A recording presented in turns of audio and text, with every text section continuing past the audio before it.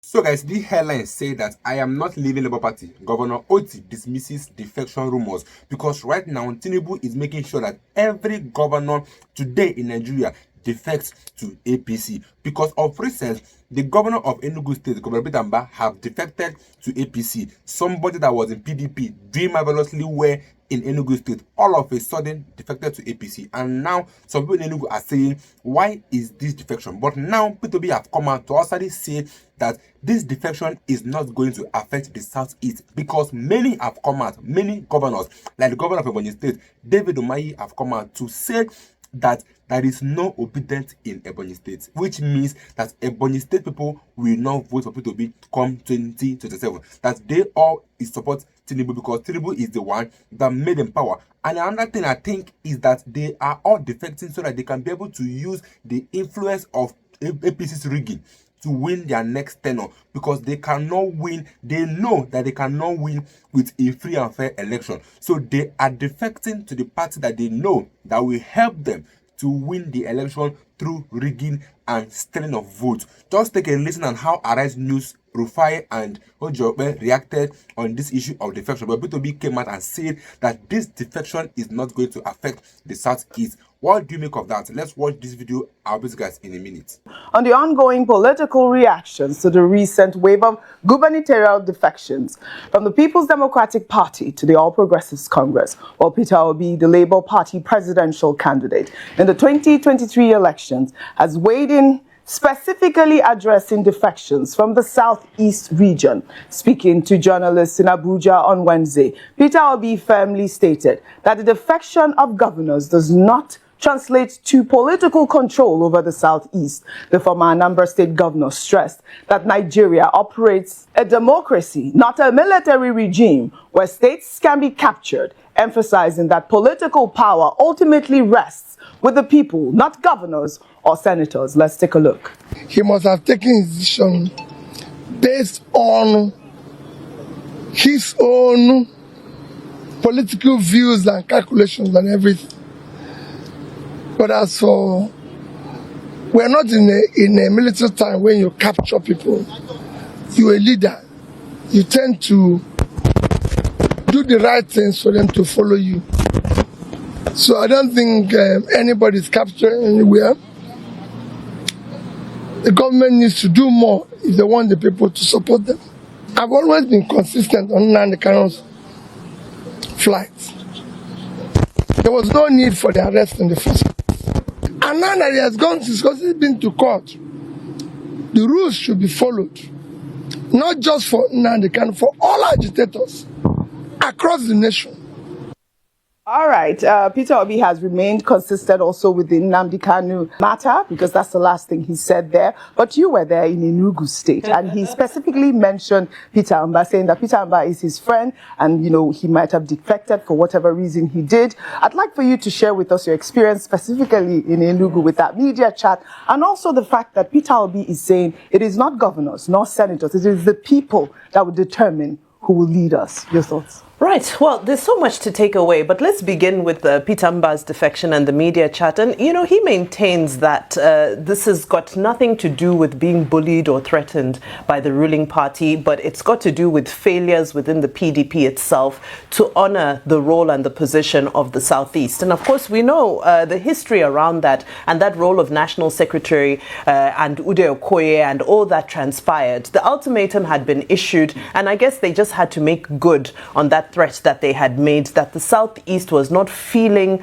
honored and respected within the PDP. And now what's also important to note is, of course, the fact that if you know there's so much contention around the role of the National Secretary, OG, what's the guarantee that whoever is installed as National Secretary after the convention is going to be somebody who's going to allow all of these candidates, all of these people to be able to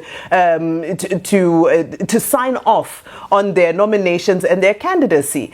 it all hangs in the balance. So it seems like it was a strategic move to escape, any type of, shall I call it, controversy or potential sabotage that might happen within the PDP. The other question is, well, why APC? Why not APGA, for example? Those are some of the questions that remained a little bit unanswered in the media chat, because he seemed to prefer to focus on governance. And I don't blame him for doing that, because to the point being made by Peter Obi, if we look at the last election, the Southeast was obedient. Now, there was no Labour Party governor, but the Southeast was largely obedient. So I think it goes to show you that in 2027, is there a guarantee that the Southeast will vote for Tinubu? I don't know. That hangs in the balance, because the Southeast have shown us in 2023 that they vote for who they want and who they choose to, no matter who their governor is, no matter what the structures in their states say. Right. So I think that it is valid. Peter Obi, somebody who benefited from what he's talking about. So yes. I think he's the right person who can actually speak on this, yes, because he was a beneficiary of it. Okay. And now I think the attention should turn to our electoral reforms so that people's votes can truly count. People's votes must count at this time around. Let's now turn our attention to a controversial development. As a former mayor of Blanco, Texas, Mike Arnold has accused former presidential aide Reno Omokri of being a pathological, habitual, calculating, self-serving liar, alleging that he was deceived and manipulated by Omokri during their personal and professional encounters. The allegations have sparked significant attention on social media platforms. Well, Arnold made the allegation in a lengthy post on X, recounting his experience with Omokri in Kenya, Texas, and Nigeria. The accusations include claims about fabricated luxury car ownership, unfulfilled promises of high-level meetings, and misrepresentation of Arnold's identity during media appearances. Among the specific allegations, Arnold claimed Omokri promised meetings with President Bola Ahmed Tinubu, National Security Advisor Nuhu Ribadu, and the Sultan of Sokoto during a recent trip to Nigeria, but none materialized. He also alleged on live television Omokri falsely called him the current mayor of Blanco, Texas, and claimed he's a personal friend of Ted Cruz, both of which Arnold denies. Most seriously, Arnold accused Omokri of downplaying violence against Christians in Nigeria. Let's take a look. I am going to quote, not a journalist, but an authority apparently. How to identify a hypocrite. Their voice is so loud, condemning injustice against Muslims in USA, yet very silent in condemning genocide of Christians in Nigeria. And that person that said that a couple years ago was Reno Omokri, and he's multiple quotes, tweets like that. He made this a very big issue about Christian genocide in Nigeria not that long ago. And according to all the observers and all the organizations and watchdogs, they say it has not improved, that the death toll is higher. So I don't know what's dramatically changed, that he was adamantly, repeatedly calling it a Christian genocide in Nigeria. The only thing I know that's changed is the administration and his employer. So. Wow, this story has gone viral. I mean, Reno Omokri went on to say that, he doesn't have an employer, but I'll take some reactions on X. This is from Mayor of Crypto, who wrote, "You never had any problems with Reno till he spoke the truth that there is no genocide against Christians in Nigeria. This is the problem with over religious folks. You are tearing another man down just because he disagrees with you." Well, Murphy wrote, "I took my time to read your message," that is to Arnold, "from top to bottom, and honestly, you are spot on. Reno has proven time and again to be the perfect example of a two-faced individual. One minute he's preaching morals, the next he's defending the indefensible. He talks from every side of his mouth, bending his narrative to whatever benefits him at the moment.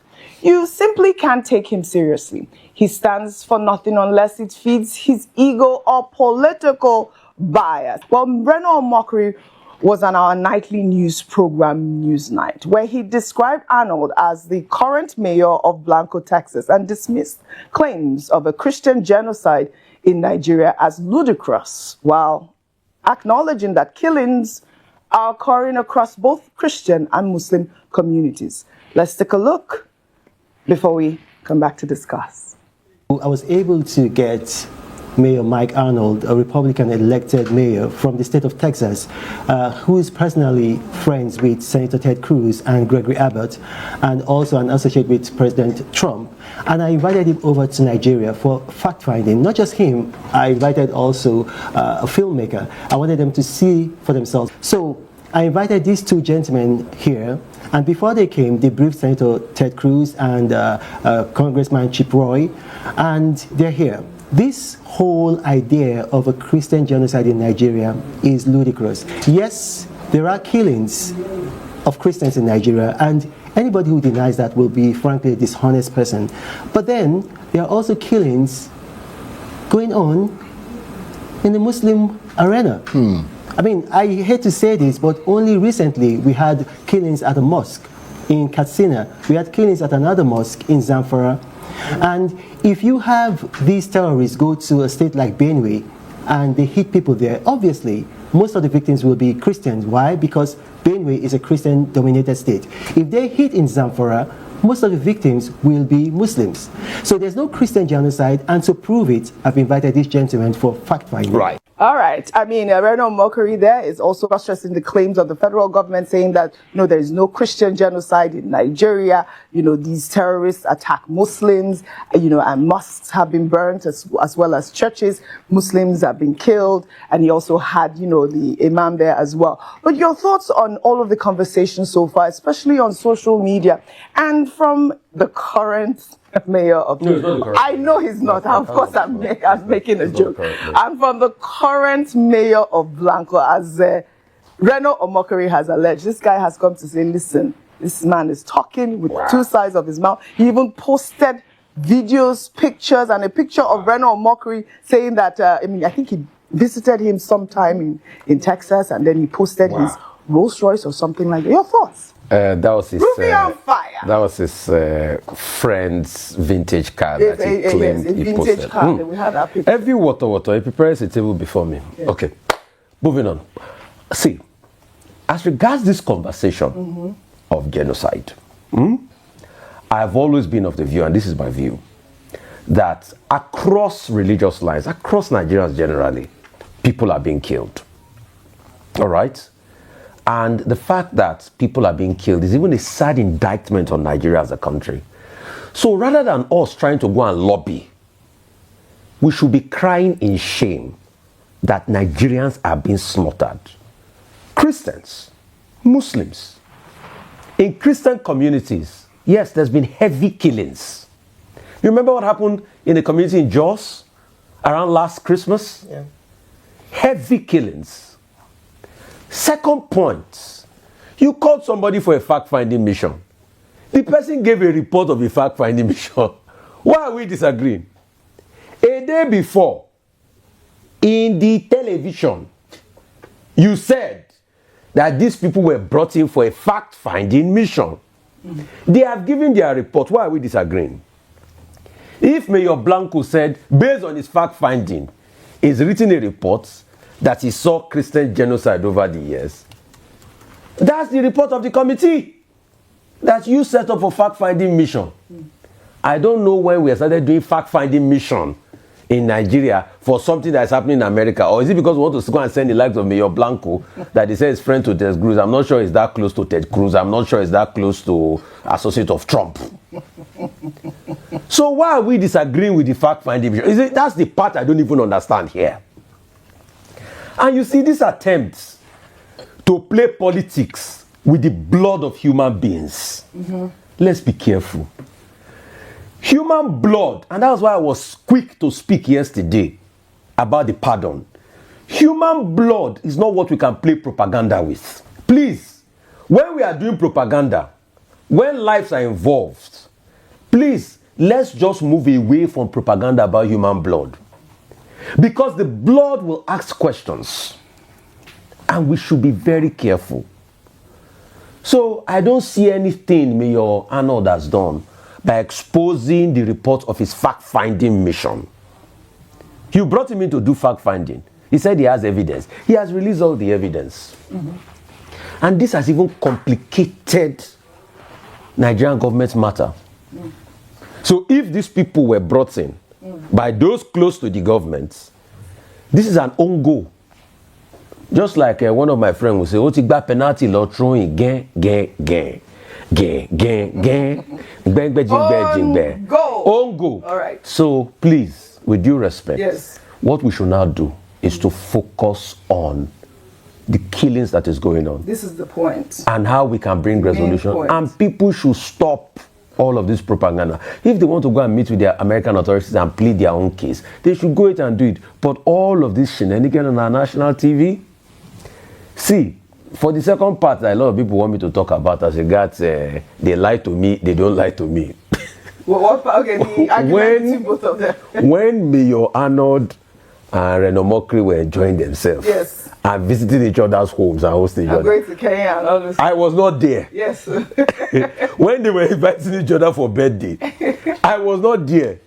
Their matter, it doesn't concern me. Right. It's because things are not good amongst them. That's why we are hearing the truth. Agunla Agutete. Yeah. When it's not that when the mayor came into Nigeria and they invited him, he called me to tell me that I'm here. Oh. That's their personal matter. All right. The matter that concerns me, oh, Yes. it's a national matter.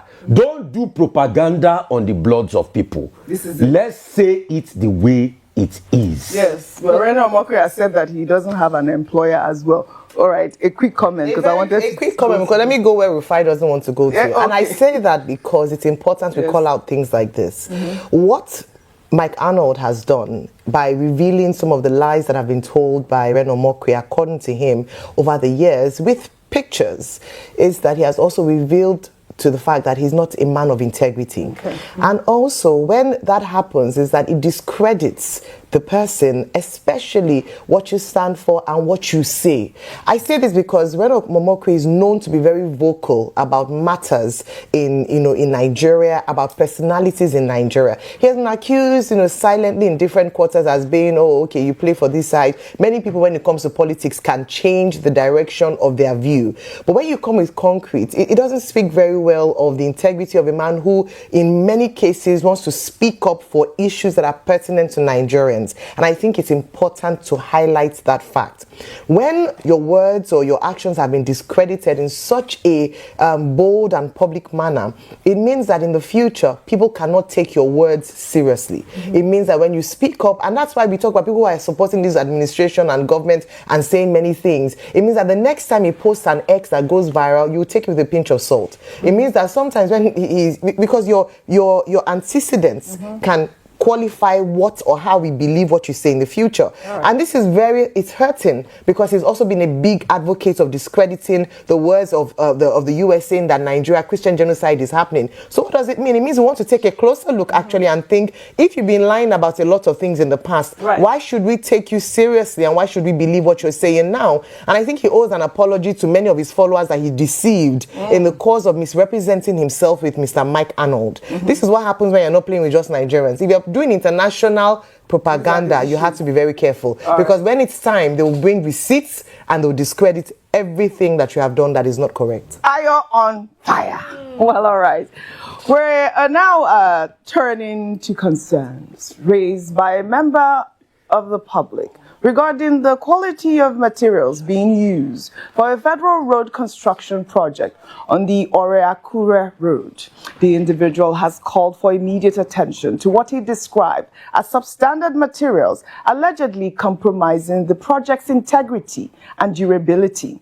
In a video that has now gone viral, the individual claims that after the project began with the proper steel reinforcement, builders improperly switched to a lightweight wire guard, which he estimated to be less than 10 millimeters thick, for a stretch of over 1 kilometer in the middle of the roadway. Let's take a look. Attention, look at the road they are doing Ore to Ondo. They are supposed to put steel, they are putting wire guard. We have called your attention to it. Look at it. Wire guard for almost more than 1 kilometer. See. they put steel in the beginning. At the middle of it, they use wire gun. This wire gun is less than 10 mm. Look at it on a federal road. Well, we have done our own social responsibility. Thank you. Well, in response, the Minister of Works, David Umahi, clarified the design specifications, defending the use of different materials for various sections of the road project. Well, according to the minister, the main carriageway is constructed with rods and concrete, while the road shoulders uses concrete with BRC, which are rods of smaller sizes. The minister emphasized that this is an intentional design choice, not a compromise on quality. The minister explained that different roads require different designs with corresponding costs and assured the public that this particular design specification is engineered to last between 50 to 100 years. I mean, I think this minister's response underscores, the importance of understanding engineering specifications before, raising alarm. We've seen these sort of videos online about construction, standards. While he's also demonstrating the government responsiveness to the public concerns about infrastructure projects. I love this sort of response, and he responded right away.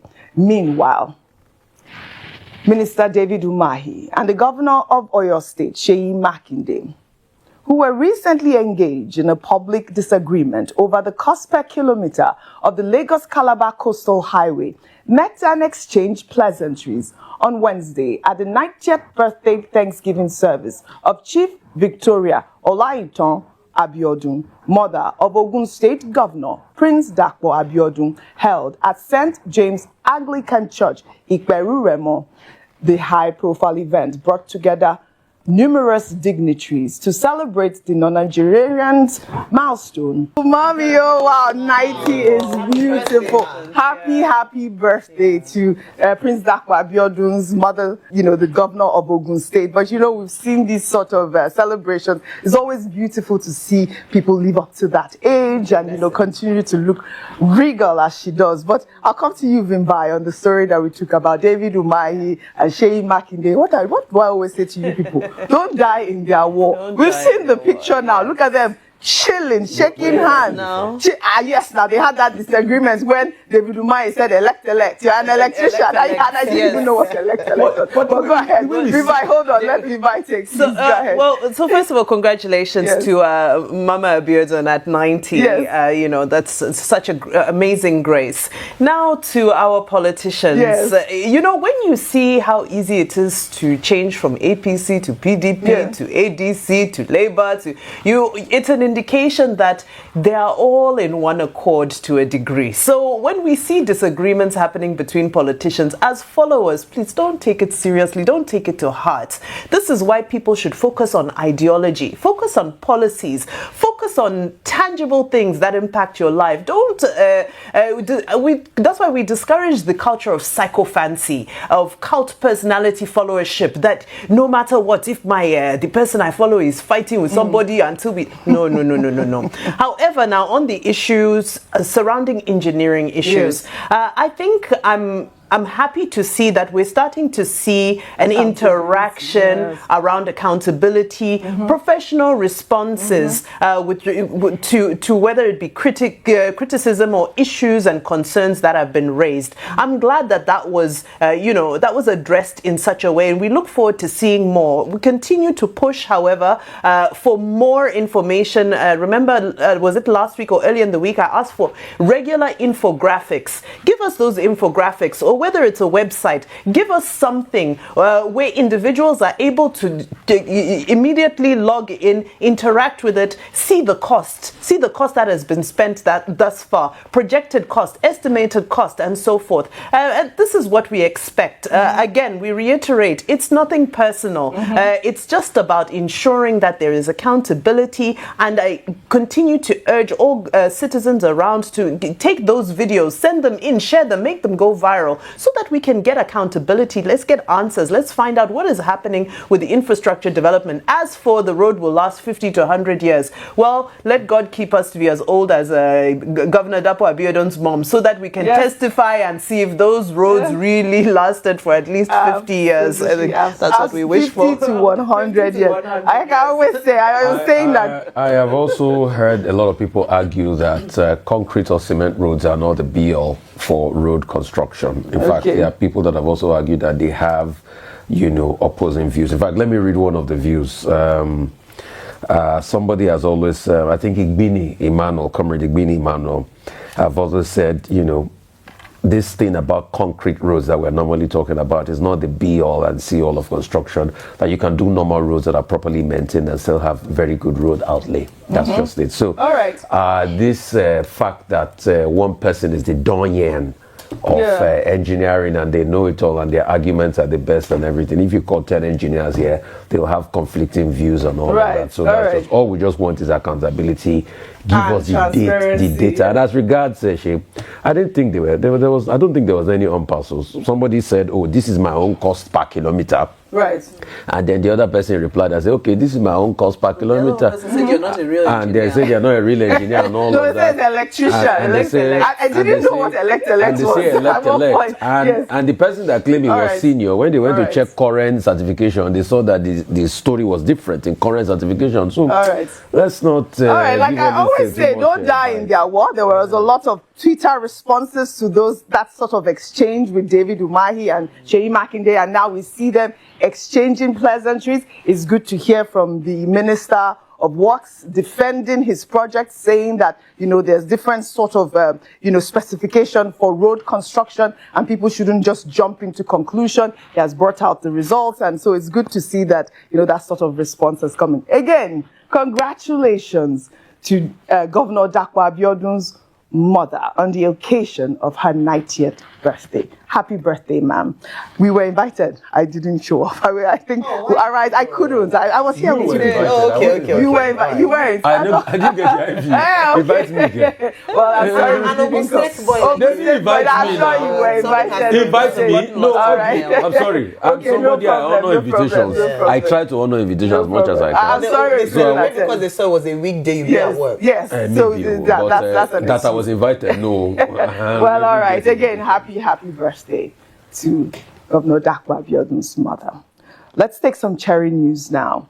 We have an update regarding the health status of Finance Minister Wale Edun, following recent speculations surrounding his absence from the World Bank and IMF meetings in Washington, D.C. A new video has emerged. The footage captures Minister Edun at the Oda Art Gallery booth during the 154 Contemporary African Art Fair in London. Presidential spokesman Bayo Ononuga confirmed that the minister is in the United Kingdom for an officially sanctioned few days of rest from the rigors of managing the Nigerian economy. Well, in the video, the minister was seen addressing guests at the gallery. Let's take a look.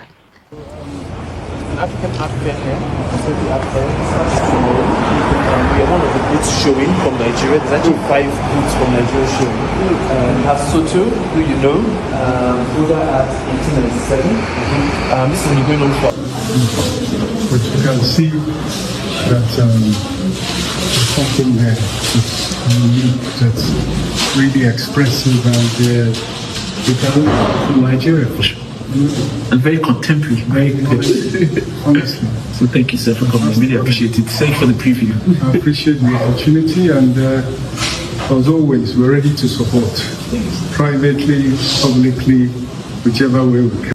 It's good to see the minister. I know that this exhibition runs between, I believe, the 16th to the 19th, and it features a lot of Nigerian artists as well. I mean, it's good to see that the minister is up, well, and doing. That rumor has been debunked because we have seen him out here. I just love how Oseni Rufai used to interpret his own news. Like, this man fears nobody. The same way he handled David Umahi, or the same way he's handling anybody.